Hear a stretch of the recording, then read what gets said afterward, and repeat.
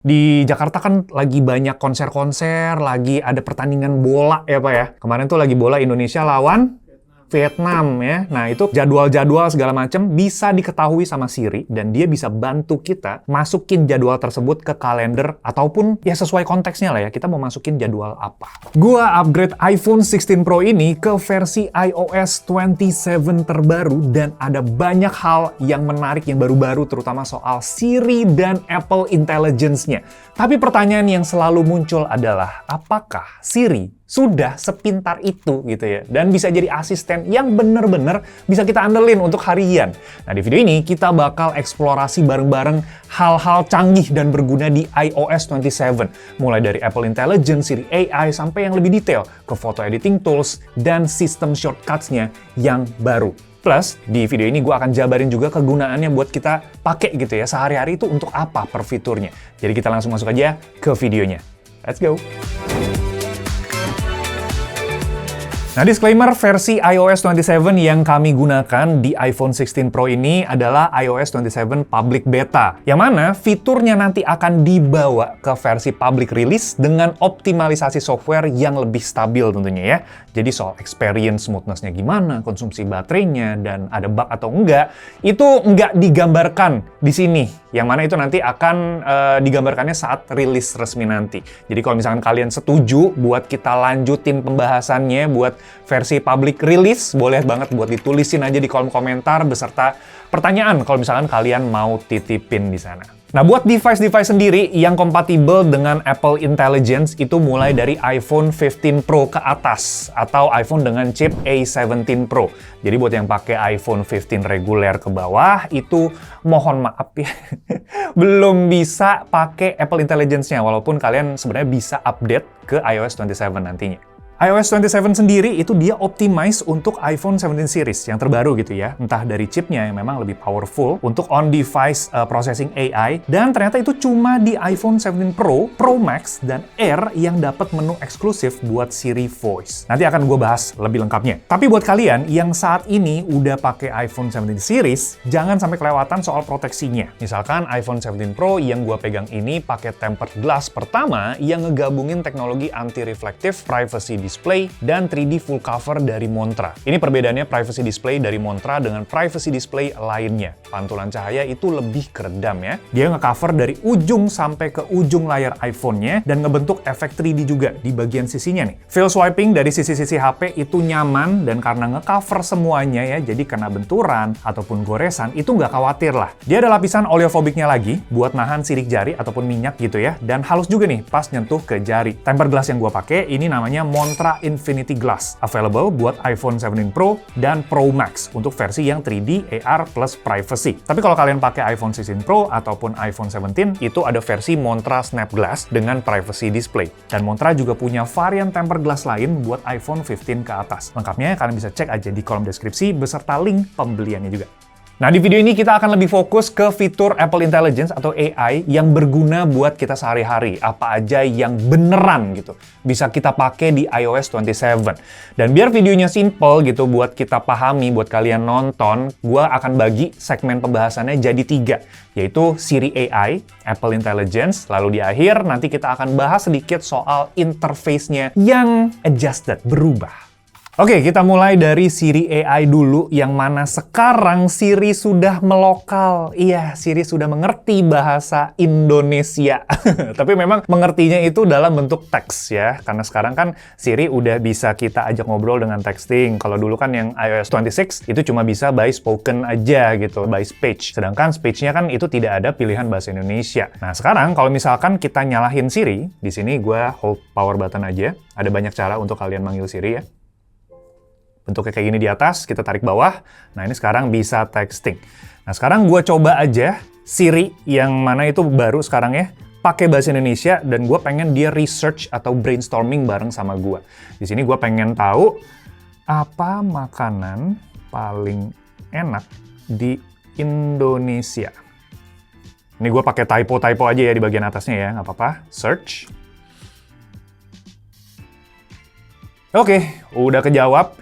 Dia bilang adalah rendang, hidangan daging sapi khas Padang. Dan ini dikasih tahu ini oleh CNN. Selain itu ada nasi goreng dan kita itu bisa swipe ke bawah buat lihat lebih detailnya. Jadi di sini tuh nggak cuma jawaban yang cuma sekilas doang, tapi kita bisa cek lainnya itu pas kita full screen. Dan di sini kita dikasih gambarnya, ada dikasih source-nya. Di sini kita pencet ya, tuh source-nya ada banyak. Dan di sini dikasih opsi-opsi lain juga sama Siri. Nah, dia karena udah bisa mengerti konteks, kita bisa lanjutin lagi pertanyaannya lewat Ask Siri yang ada di bagian bawah. Jadi misalkan, coba cariin rendang yang enak di kawasan Jakarta Barat.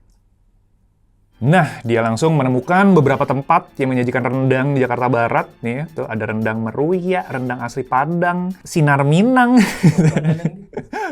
Coba kita pencet yang ini aja di bagian atas. Nah, ini dia langsung terkoneksi ke Apple Maps gitu ya. Jadi memang dengan Siri yang sudah bisa berbahasa Indonesia dan paham konteks-konteks orang Indonesia, walaupun kita typo gitu tulisnya ya, tapi ya ini sangat-sangat membantu gitu. Karena sebelumnya kalau misalkan kita nggak bisa bahasa Inggris ataupun nggak bisa bahasa lain gitu ya, atau lebih kayak terbata-bata, kita bisa pakai bahasa Indonesia aja di sini dan Siri udah mengerti. Itu sangat-sangat membantu untuk sehari-hari. Walaupun karena ini beta ya, jadi mungkin ada beberapa kali gue pas search itu ada kayak gagal ataupun dia nggak connect gitu ya ke servernya. Tapi itu wajar karena ini beta, yang mana kalau misalkan udah public release seharusnya itu lebih optimal lagi.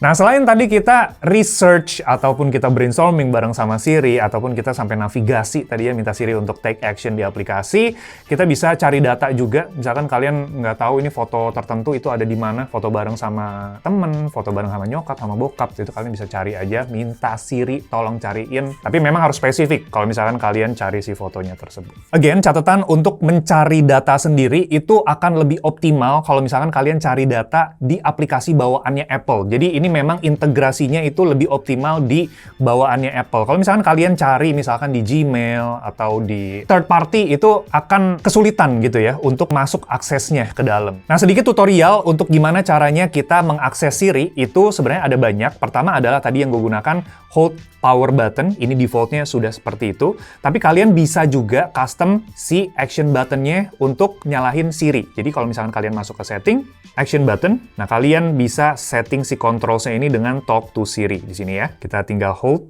action button, sama. Nanti dia akan munculin Siri-nya. Atau kita bisa panggil aja Siri-nya dengan suara gitu, tapi itu harus dinyalahin. Ini gua matiin karena kadang suka mengganggu gitu ya. Ada suara yang deket-deket sama ucapan Siri, itu dia bisa nyala sendiri.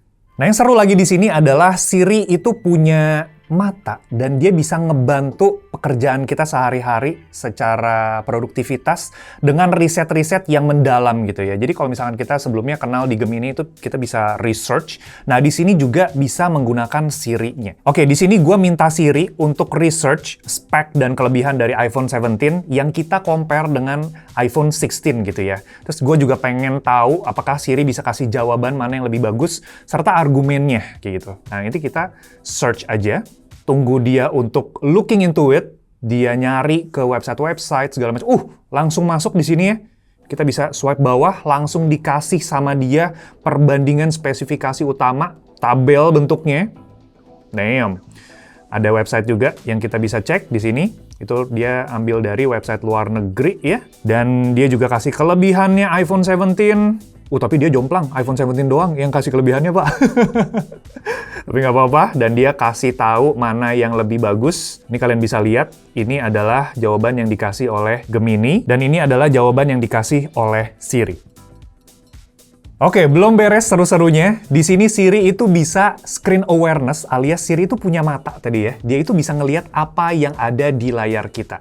Misalkan, di Jakarta kan lagi banyak konser-konser, lagi ada pertandingan bola ya Pak ya. Kemarin tuh lagi bola Indonesia lawan Vietnam ya. Nah, itu jadwal-jadwal segala macam bisa diketahui sama Siri dan dia bisa bantu kita masukin jadwal tersebut ke kalender ataupun ya sesuai konteksnya lah ya. Kita mau masukin jadwal apa. Nah, ini contohnya ada lomba 17 Agustusan ya. Nah, di sini kita bisa minta Siri, tinggal panggil aja.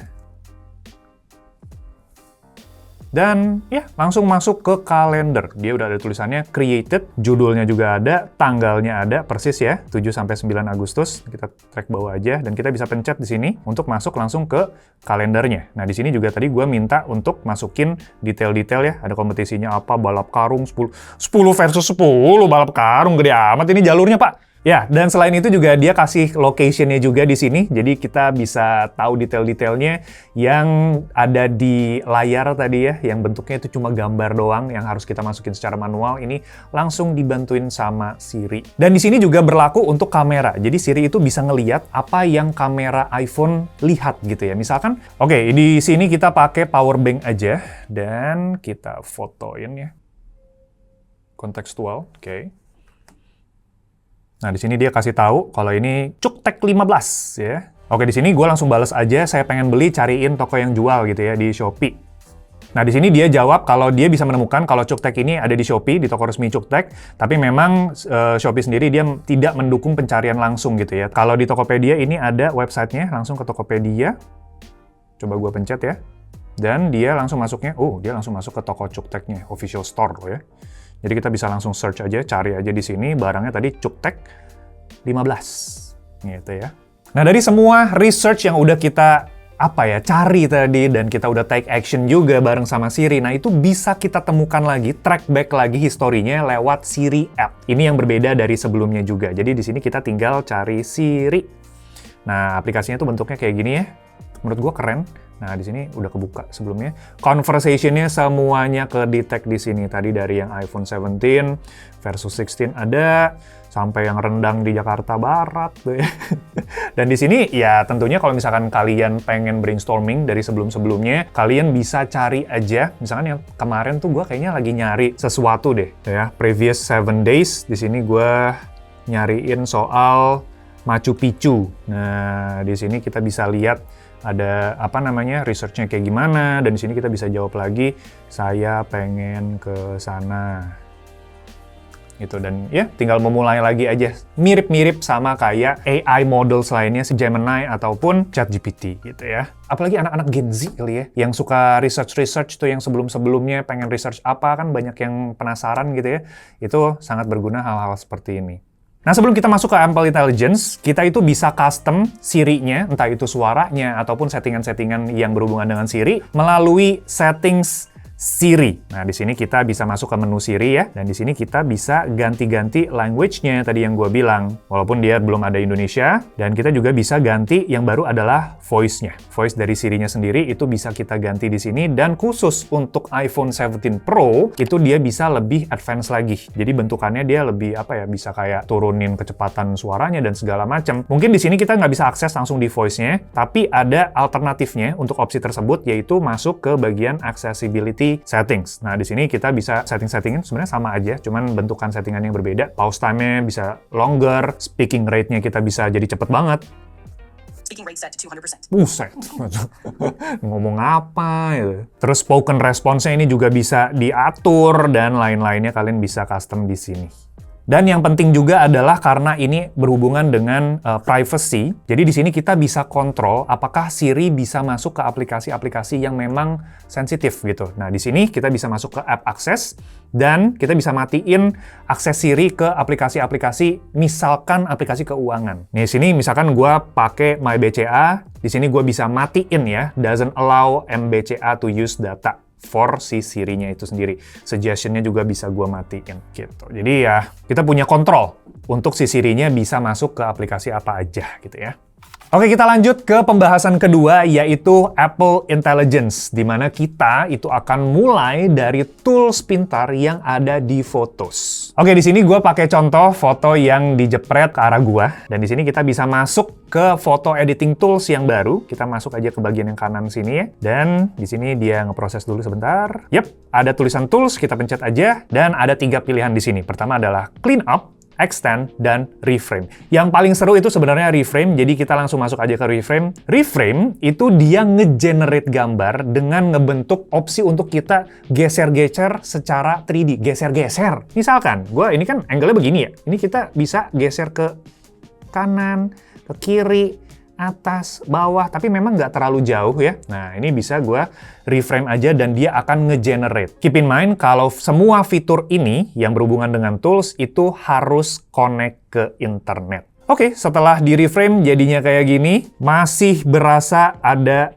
angle-angle si portrait mode-nya. Tuh ya, bagian belakang dibikin blur, dan hasilnya ini rapi sih. Dan ini bisa kalian gunakan kalau misalkan ada angle-angle yang kurang pas gitu. Nah, sekarang kita coba pakai fitur extend-nya. Oke, kita kecilin lagi. Gua kecil banget jadinya ya. Sama fiturnya, kayak tadi juga, dia nge-generate sisi-sisi samping dari fotonya tersebut. Nah, setelah jadi, ya sama kayak tadi, dia nge-generate sisi-sisi sampingnya dan ngebuat foto di bagian belakang jadi lebih luas lagi. Nah, ini kita bisa lihat original seperti apa, tinggal di tab. Ini kita tinggal checklist aja untuk done-nya gitu. Nah, di sini kita bisa clean up juga ya. Clean up itu untuk ngehapus barang-barang yang ada di samping-samping. This will remove intelligent edits. Oke, jadi clean up ternyata nggak bisa digabungin sama extend dan reframe. Jadi kita remove aja yang lainnya. Oke. Nah, di sini gua ada pilihan, kita tuh ada pilihan untuk clean up-nya menggunakan fast atau high quality. Di sini kita bisa pilih di bagian atas. Nah, ini ada pilihannya auto, fast, atau high quality. Kalau fast, ini yang sebelumnya. Kalau misalkan di iOS 26, kalian bisa clean up, itu kan kayak agak ancur gitu ya clean up-nya ya. Nah, itu bisa kalian gunakan juga di sini, tapi dia kurang maksimal gitu hasilnya. Di sini gue pakai high quality, dan gue coba hapus si bagian gelasnya ini ya, kopinya ini. Tinggal pencet clean up. Nah, gue minum apa tuh? Dan dia bisa nge-generate di bagian sisinya ini. Kalau belum rapi, kita tinggal hapus lagi aja yang ada di sini dan clean up lagi. Oke, dia udah ngehapus si bagian kopinya itu. Tapi ini mungkin belum menggambarkan banget 100% kapabilitas dari clean up-nya. Ini gue coba aja real time ya gitu ya. Gue coba selfie, gue tutupin muka gue, dan apakah dia bisa nge-generate setengah muka gue. Oke, real time. Nah, di sini gue edit, tools, clean up, dan kita pakai yang high quality. Kita tinggal pilih bagian tangannya ini, kita hapus semuanya. Sip, clean up. Dan ini dia hasilnya. Memang tidak maksimal-maksimal banget ya.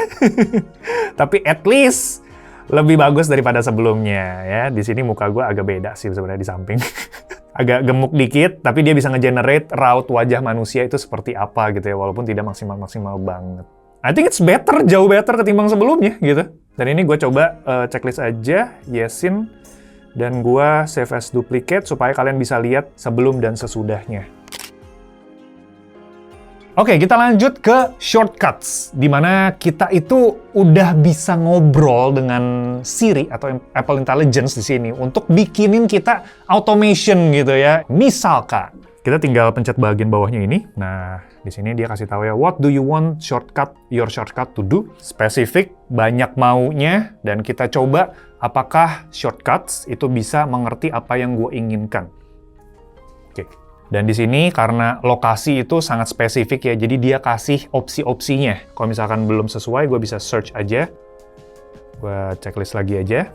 Dan udah, jadi secepat itu. Dan kita coba konfirmasi lagi dengan cara kita pencet edits. When I arrive at Bogor. Oke, di sini ada kesalahan. Nah, ini bisa kita customize dengan cara kita describe. Oke, apakah dia bisa memperbaikinya? Tadi personal hotspot nyala. Mode silent mode udah dimatiin, jadi otomatis langsung ke ringing mode. Terus get all wallpaper, ini terlalu complicated buat gua. Tapi di akhir dia kasih ways-nya udah bener nih. Tapi di sini gua pengen custom lagi di bagian wallpaper-nya ya.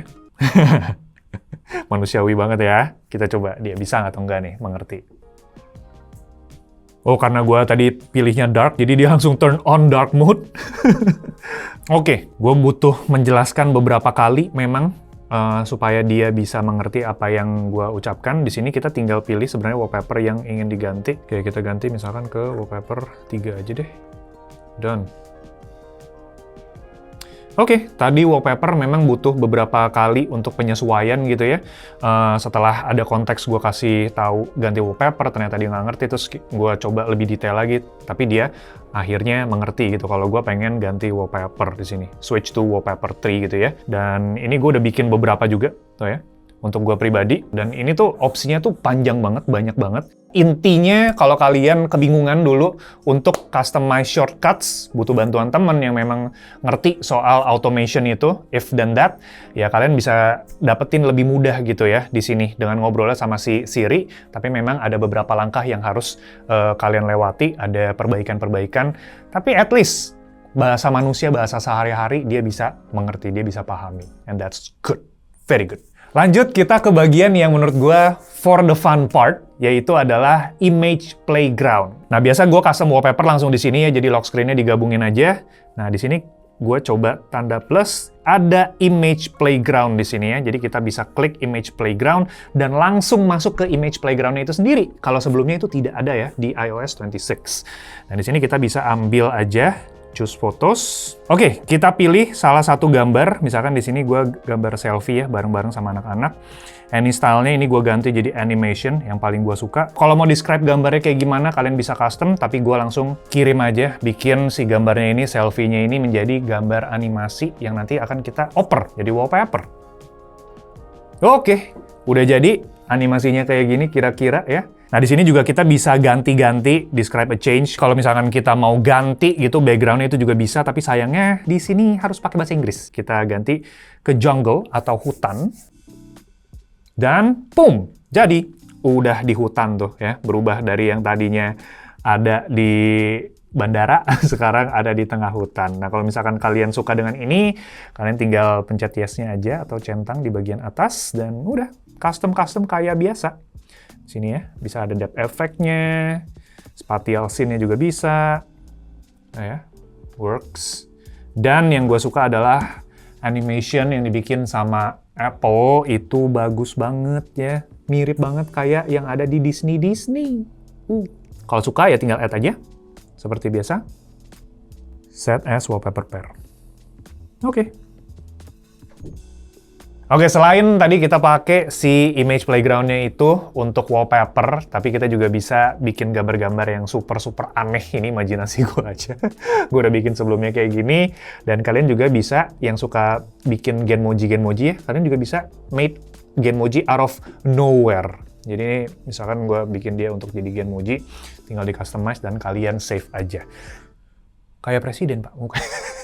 Ya, jadi image playground ini untuk gua pribadi itu sangat-sangat berguna kalau misalkan mau customize wallpaper gitu ya. Jadi lebih lucu, kalian udah ada momennya memang bareng-bareng sama temen atau sama pacar, sama keluarga, tapi kalian pengen customize jadi lebih artsy, itu bisa lewat si image playground ini. Dan bisa kalian langsung tempelin ke wallpaper. Dan terakhir di bagian Apple Intelligence itu adalah fix passwords. Nah, jadi kalau kalian itu suka masukin password kalian, password pribadi ke passwords. Itu fitur yang ada di iOS. Nah, di sini kalian bisa memperbaiki passwords tersebut dengan batch gitu. Nah, misalkan di sini gua ada security-nya itu 7 yang ke compromise atau ke breach gitu ya. Nah, di sini itu kita bisa ada pilihan automatically fix to passwords. Kita tinggal get started aja untuk kita perbaiki. Oke, automatically fix password nih ya, tuh sign in segala macam, diurusin.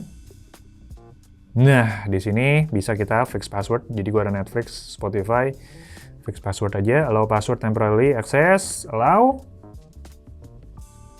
Oke, password fix. Dan dia ada keterangannya juga, tapi gua nggak mau pencet. Jadi dia ada proses buat masuk ke si aplikasinya tersebut ya, dan diganti passwordnya.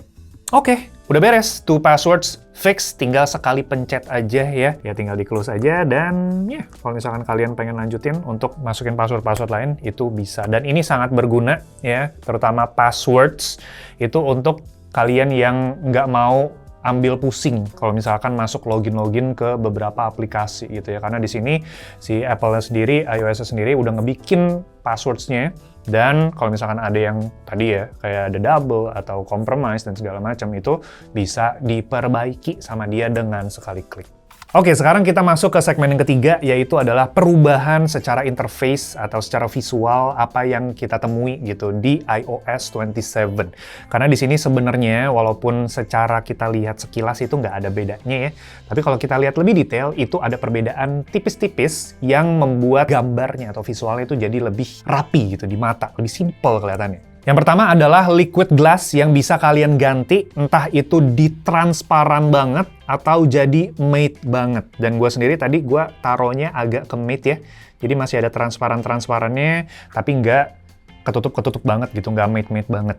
Dan di sini sangat memudahkan kalian yang nggak suka sama desain-desain yang terlalu transparan gitu, atau kan kadang suka susah dilihat ya. Nah, di sini itu bisa diperbaiki lewat adjustment si liquid glass-nya ini. So, that's very good. Selain itu, notifikasi juga sekarang munculnya dengan animasi yang cukup berbeda, lebih fluid gitu ya. Coba, Riz, message gua, Riz.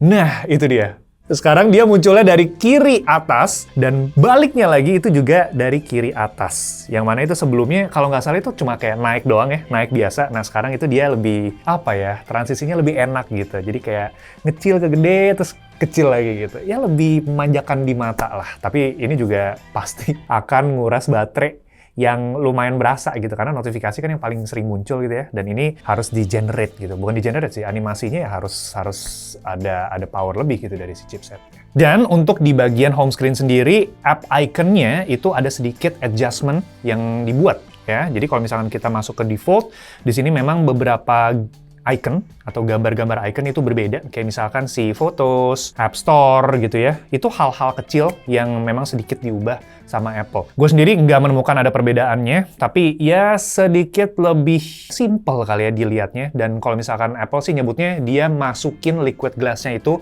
ke app icon juga, jadi di sini kayak ada semacam glass-glassnya gitu. Ya gue sih ngeliatnya biasa aja sih, sama aja. Lagian gue juga pakainya clear ya, clear yang dark, jadi yeah, it's just the same thing.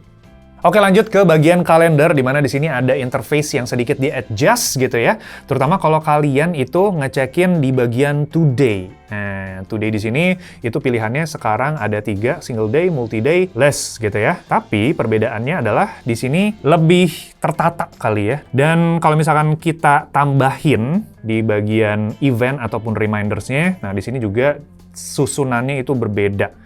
Dan yang menarik adalah di bagian events, titles, itu kita bisa masukin Apple Intelligence, yang mana ini berhubungan juga sama sebelumnya yang udah kita bahas tadi ya, on-screen awareness dan Siri Mode in Photos. Nah, di sini juga kita bisa tinggal foto aja. Kalau misalkan ada banner gitu di jalanan, kita tinggal tap aja dan dia otomatis masuk langsung ke si kalendernya, ke eventnya. Kalau remindernya sendiri, dia sebenarnya masih mirip-mirip aja sih.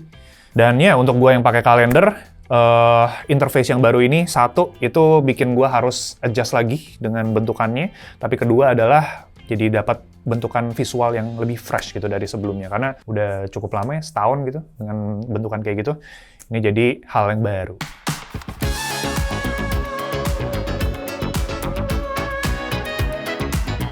Nah, setelah kita cobain iOS 27, ternyata Apple Intelligence dan Siri AI bisa loh se-integrate ini ya, yang awalnya tuh memang ketinggalan dari Android, yang mana itu udah pakai fitur integrasi AI-nya juga, itu selama bertahun-tahun belakangan. Tapi ternyata optimalisasi Apple buat nyatuin AI dengan Siri-nya dan seluruh sistem yang ada di iPhone itu another level. Kelasnya beda gitu ya. Sesimpel dia sekarang udah bisa bahasa Indonesia, udah mengerti konteks pembicaraan kita sebagai orang Indonesia, bisa bantu kita buat take action juga ke aplikasi, bukan cuma aplikasi bawaan, tapi third party juga, sampai nyusun shortcut dengan super manusiawi lewat bahasa harian gitu ya.